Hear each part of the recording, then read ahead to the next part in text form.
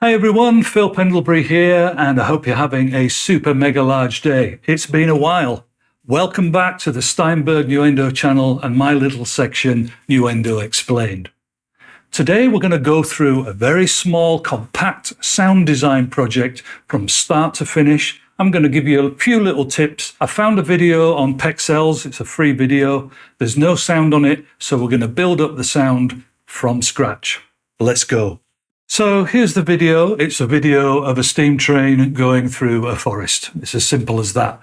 And what I'm going to do first is convert it to a smaller file format, just in case we have any issues running it in Nuendo. You don't always need to do this, and those of you with a more powerful machine definitely won't need to do it, but it's sometimes useful to do. So I'm going to take you through that process first. So I've loaded the video into Shutter Encoder. It's a free application. It works on both Windows and Mac.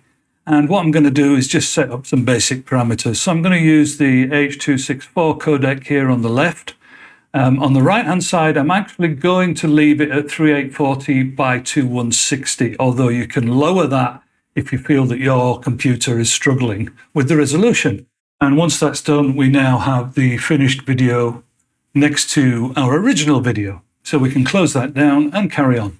So here's the Nuendo 14 hub, and there's my template that I'm going to use. And I'm going to create, and we're going to select the folder that I made earlier, train. We're going to make sure that's selected, and we've now created the project. So the next thing to do would be to import that video into the project. However, if we do that right now, the video will still stay in the position where it was. So what I'm going to do is actually make a new folder within that project folder that we made earlier and just call it video.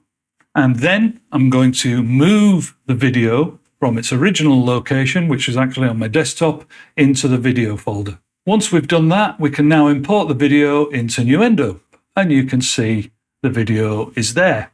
Now, you should notice, as I said earlier, that if we look at the project folder, that video is where I placed it manually, but Nuendo didn't automatically move the video. And you'll notice if we zoom in here, that the project frame rate is different to the video frame rate. And that's what I did deliberately earlier on.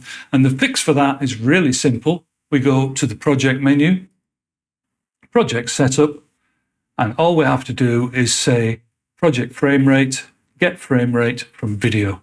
So that's now set our project to 30 frames per second, and we'll leave everything else as it is.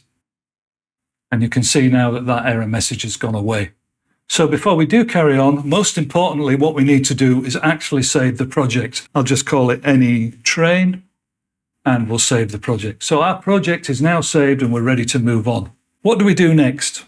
Well, ideally, we'll have a look through the video, maybe 1, 2, 3 more times, and try and figure out some of the basic framework of the elements that we're going to put in there. So let's have a quick look. Obviously, we've got the forest in the background, so there'll be some atmosphere. We've got the movement of the train itself, the wheels, the steam. There's another set of steam here as well. And then as that moves out of shot, there's a larger carriage that comes in. So we'll probably have a different sound for that and a different sound for the wheels. And we'll treat it probably with Doppler or something like that, just to give it a movement effect. And I think that'll do for now. So the first thing we're going to do is try and find some nice forest atmosphere. And as you're probably aware, there's a lot of stuff available within Nuendo itself. There's a huge library of sounds, but I'm not going to search through these all right now. What I'm going to do is just edit the video so that you can see when I've actually found something. So it might be something that exists within Nuendo library, or it might be something that I've found elsewhere.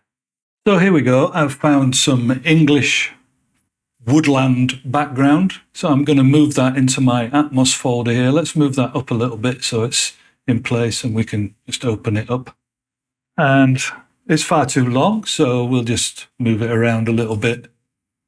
And let's have a listen.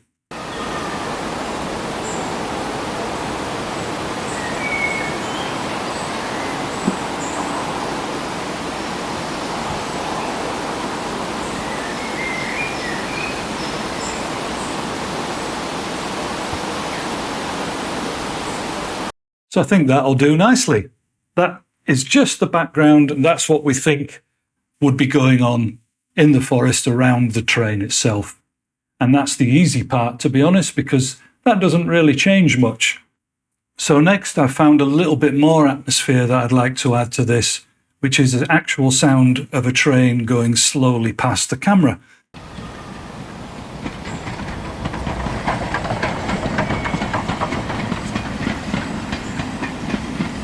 So it doesn't quite match, does it, at the moment? And I want you to bear in mind as well that right now we're not trying to mix anything. All I want to do is find the sounds and put them roughly in the right place. So let's have a little fiddle about with that sound and see if we can get it to sit a little bit better.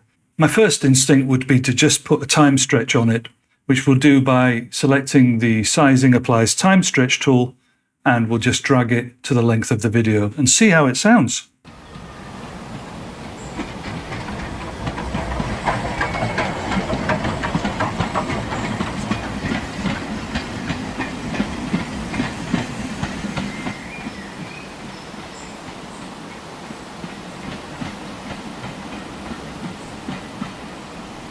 That's not bad at all, actually.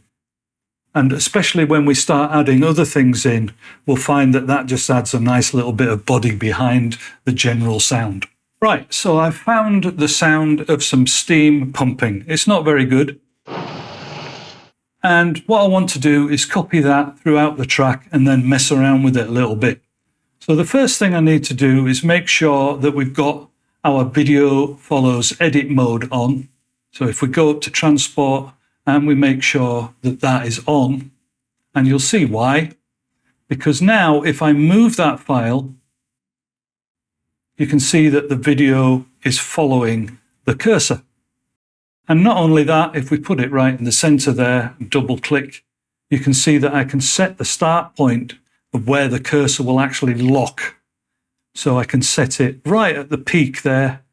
And now if we zoom in again, you can see that that peak has locked the cursor. So if I now move that, you can see that it's following the video. What I'm going to do is just take a gamble here and copy that through the entire track.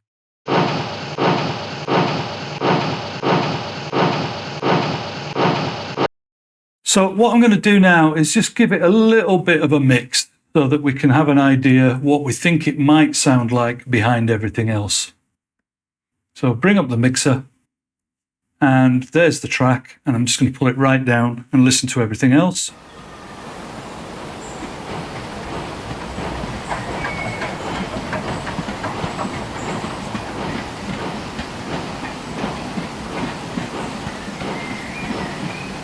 And you can see once I've pulled it down in the mix, it doesn't sound anywhere near as bad. And we could go into that in more detail, but as it is for now, and as we're doing a very short video here, let's move along.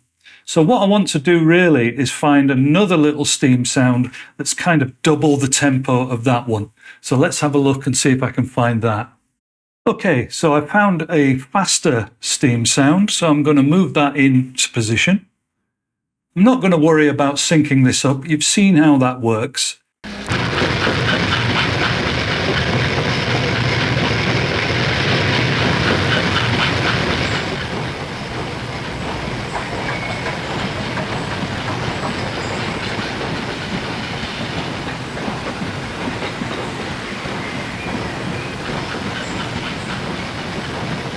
It's not bad at all.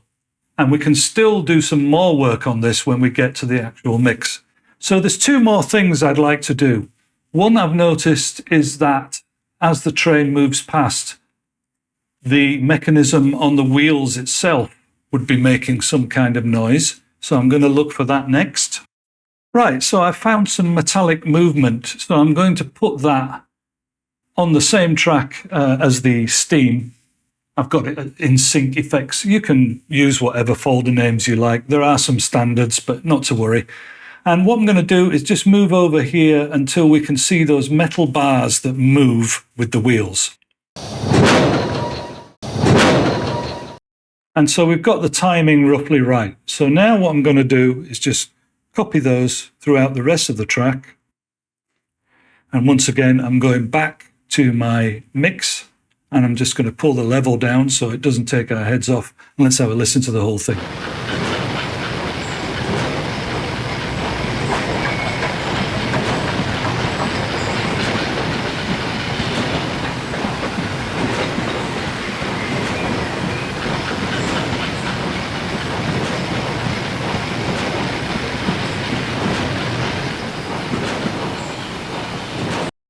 All right, that's not too bad.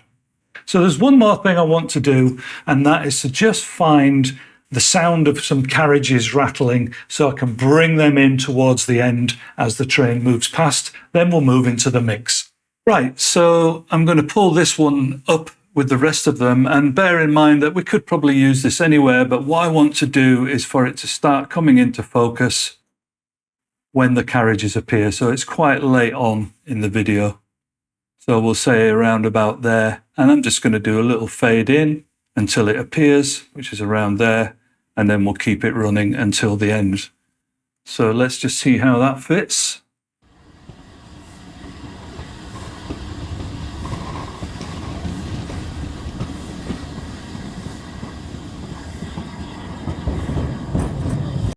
Okay, I think that'll do for now.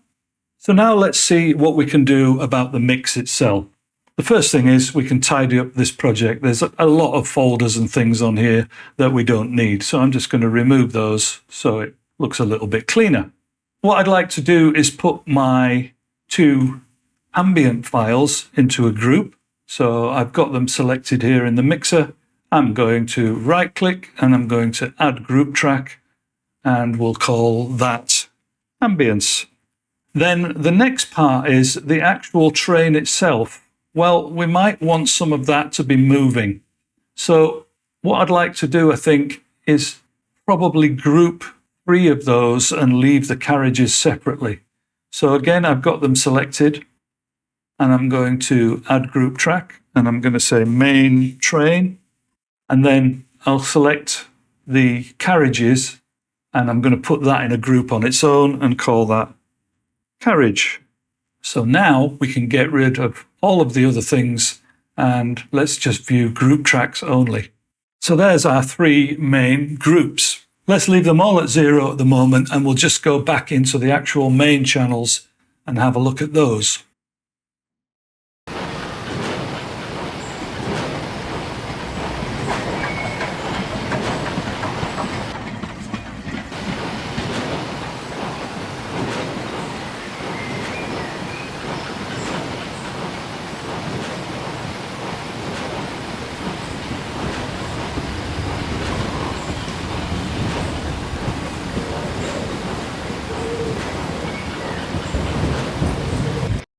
Okay, so what I'm going to do is solo the channel that contains the sounds for the main train itself.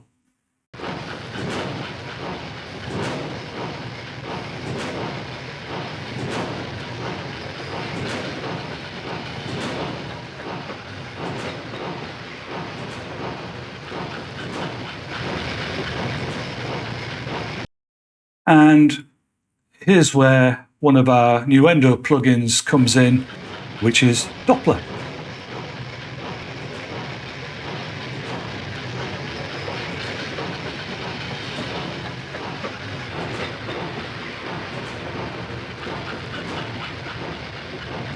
So you get the idea. It's actually really useful, and the only thing is the pitch doesn't need to change anywhere near as much as that because the vehicle isn't moving very fast. So we'll give it a little bit more right to left distance, and we'll change that pitch so it very, very, very subtly changes. And once again,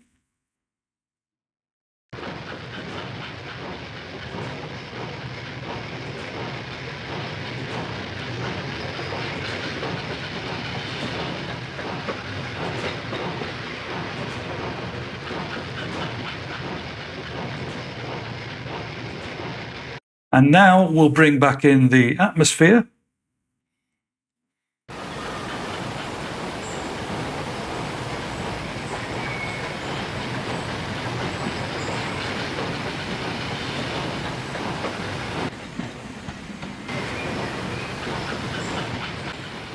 And finally, the carriage. Let's have a listen to that on its own.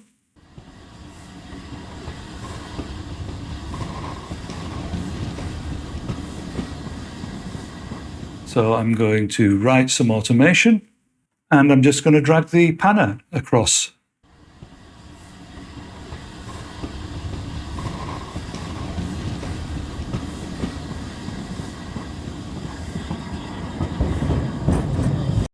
And if we play back everything we've got now, let's have a listen and see what we think.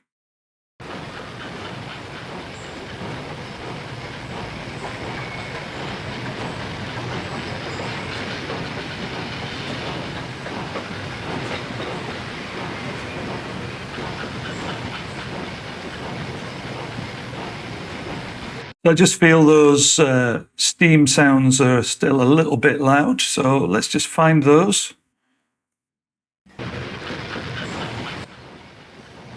That's this one, especially as it's so repetitive.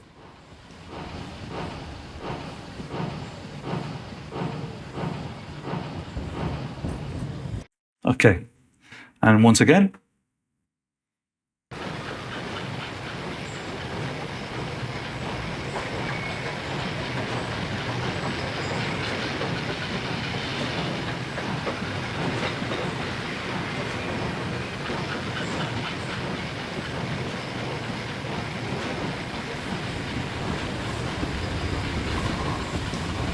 Not bad at all. So of course we could go into this now in much more detail when it comes to exporting the actual video and the file.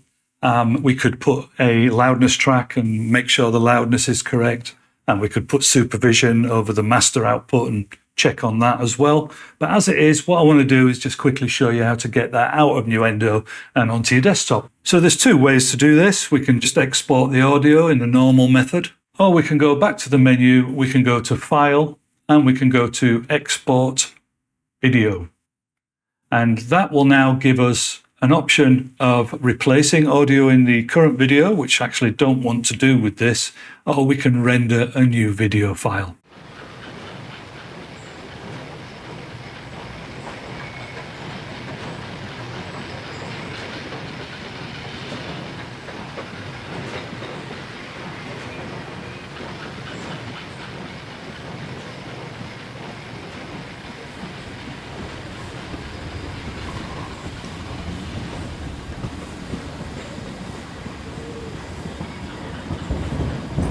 So that concludes this one. I hope you found it interesting and useful. It was a little bit of a challenge considering that we did it all the way from scratch without any pre-preparation or any cheating, as it were. And I'll see you on the next one. Thanks ever so much for watching. Bye for now.